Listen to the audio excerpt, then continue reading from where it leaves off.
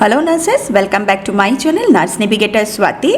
I am back with the 10th part of Obstetrics and Gynecological Nursing MCQ question and answers. Quickly go through my other quiz sessions, review your knowledge and do subscribe for more such MCQs. Let's get started. Question number 1. Which among following hormone helps in skeletal maturation of fetus? Options are testosterone, oxytocin, thyroxine or option 4 prolactin.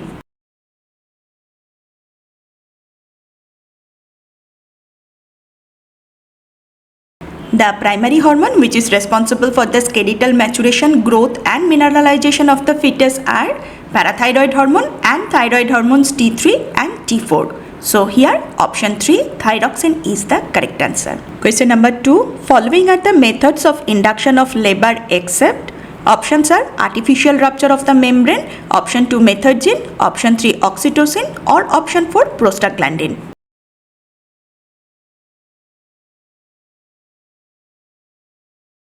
Yes, you are absolutely right. Artificial rupture of membrane, oxytocin and prostaglandin all are the methods of induction of labor. But methergine is used to prevent and control heavy bleeding after childbirth or the miscarriage, and it works by the helping the muscle of the uterus contract strongly and regularly to close blood vessels. Here option 2 is the correct answer. Question number 3. Which of the following is a confirmatory signs of pregnancy? Options are fetal heart sound, option 2 enlargement of the uterus, option 3 positive pregnancy test or option 4 skin pigmentation changes.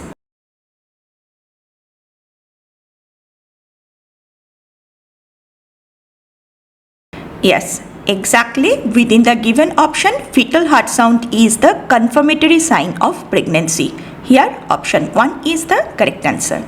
Question number 4. Second stage of labor is defined as option 1 starts with the onset of true labor and lasts until the cervix is completely dilated to 10 cm.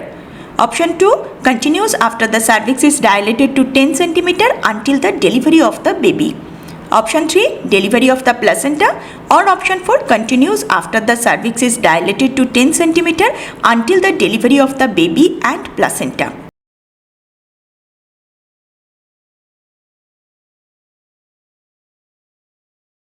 Yes, you are absolutely right. The second stage of labor is defined as it continues after the cervix is dilated to 10 cm until the delivery of the baby.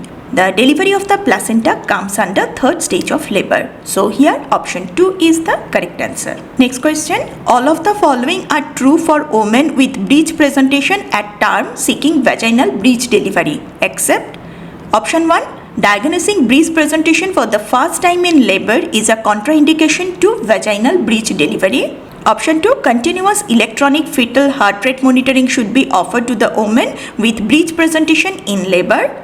Option 3 vaginal breech delivery should be conducted in presence of a person skilled in conduct of labor with breech presentation. Or option 4 vaginal breech delivery should take place in a hospital with facilities for emergency cesarean section.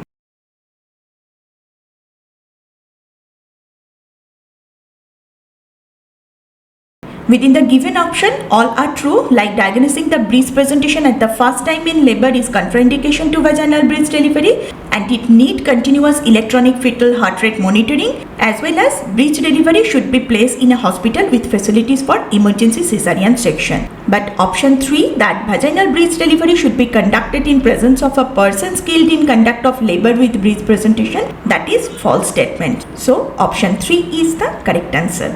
Question number 6. Neural tube defects can be prevented by options are by supplementation with hydantoin, option 2 by supplementation with vitamin B complex, option 3 by prophylaxis with valproic acid and option 4 by maternal folate supplementation.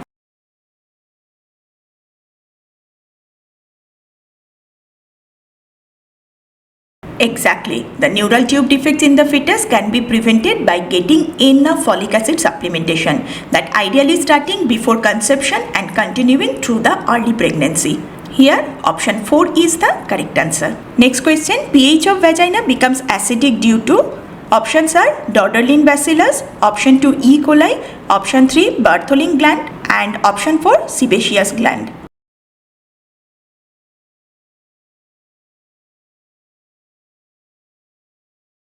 A healthy vaginal pH is acidic, ranging from 3.8 to 4.5. That is primarily due to beneficial lactobacillus bacteria called Dordelin bacilli, which breaking down glycogen from vaginal cell wall to produce lactic acid and hydrogen peroxide.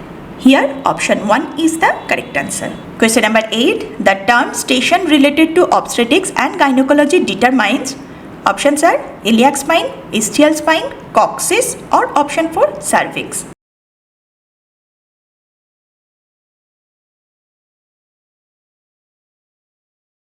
In obstetrics, the station describes how far down the baby's presenting part has travelled into the mother's pelvis, that is measured in centimeter related to maternal ischial spines. So here option 2 is the correct answer.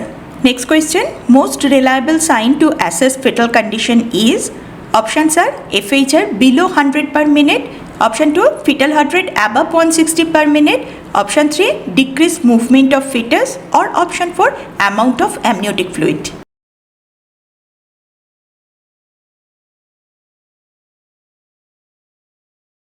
Within the given option, fetal heart rate below 100 per minute, fetal heart rate above 160 per minute, or the amount of amniotic fluid is not the sign to assess the fetal condition.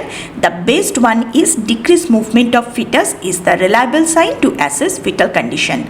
Option 3 is the correct answer. Question number 10. Antidote of magnesium sulfate is. Options are calcium gluconate, potassium chloride, option 3 protamine sulfate, or option 4 naloxone.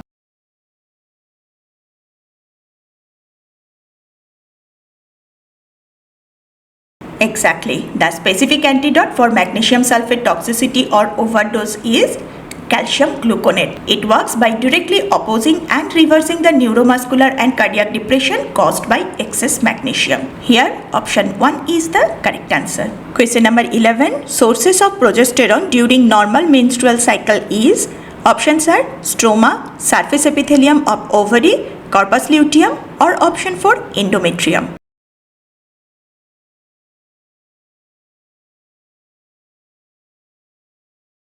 Exactly. During the menstrual cycle, progesterone is primarily released by the corpus luteum. It is a temporary endocrine structure that forms in the ovary from the remnants of the ovarian follicle after an egg is released during ovulation. So here option 3 is the correct answer. Question number 12. Which of the following is the screening method for cervical cancer? Options are CA125, option 2 pap smear, option 3 ultrasound of uterus and adnexa, and option 4 cervical biopsy.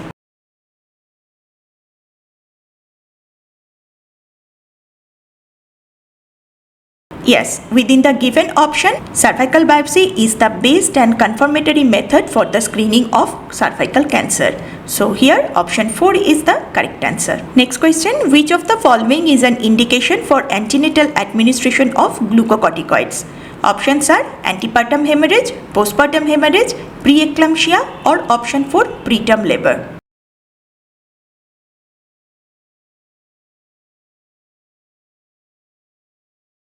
Yes, you are absolutely right. The antenatal administration of glucocorticoids is directly related to the preterm labor. These glucocorticoids speed up the maturation of the fetal lung, significantly lower the risk of respiratory distress syndrome. So here option 4 is the correct answer. Question number 14. Antepartum hemorrhage is associated with all of the following except. Options are postpartum hemorrhage, anemia, increased perinatal mortality, or option 4 postpartum pregnancy.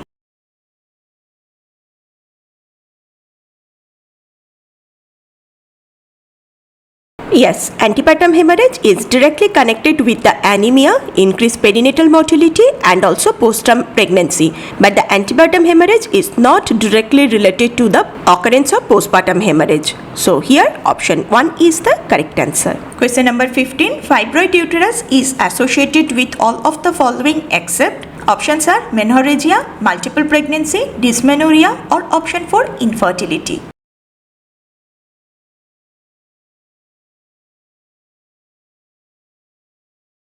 Uterine fibroids, that means a non-cancerous muscular tumors that grow in or on the wall of the uterus, is directly causes menorrhagia, dysmenorrhea, and also it causes infertility. Fibroid uterus and the multiple pregnancy is just in a opposite pole. So here option 2 is the correct answer.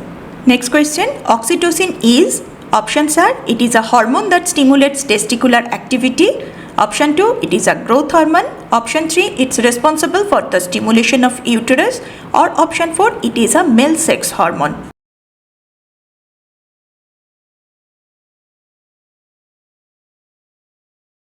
Exactly, you are absolutely right. Within the given option, oxytocin is responsible for the stimulation of uterus. Here option 3 is the correct answer. Question number 17. A thin fibrous ring present at the margin of the chorionic plate is, option 1 placenta succiens aorta, option 2 placenta circumvallae, option 3 filamentous insertion, or option 4 placenta marginata.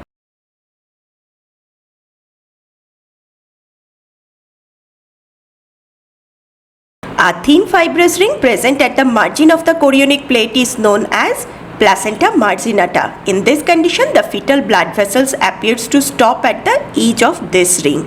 So here option 4 is the correct answer. Next question, cancer of cervix is caused by, options are human immunodeficiency virus, by human diploid virus, option 3 by human papillomavirus, or option 4 by rotavirus.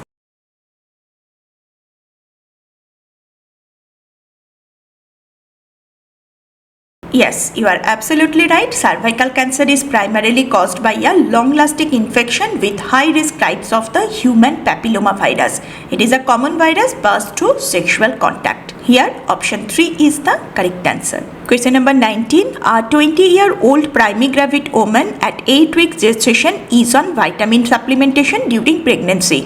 Which of the following represents the correct amount of vitamin A supplementation this patient should take daily? Options are 10,000 international unit, option 2 15,000 international unit, option 3 1 lakh international unit, or option 4 vitamin A supplementation during pregnancy is not recommended.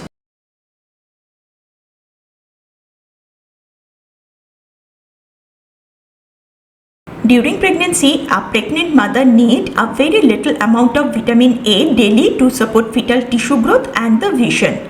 But the mother will get it from the food only, but there is no supplementation of vitamin A is given. So here option 4 vitamin A supplementation during pregnancy is not recommended is the correct answer. And the last question of this quiz session is, which of the following is the most likely reason for an unintended pregnancy and condom failure? Options are improper and inconsistent use, option 2 allergic reaction, option 3 breakage, or option 4 manufacturing defects.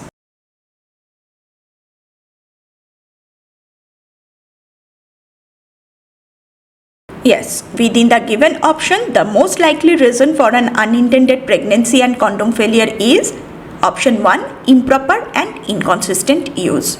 So here option 1 is the correct answer. So let me know how much you have scored from this video, and also mention me in the comment the topic on which you want more MCQs and explanations. See you soon in my next nursing quiz session.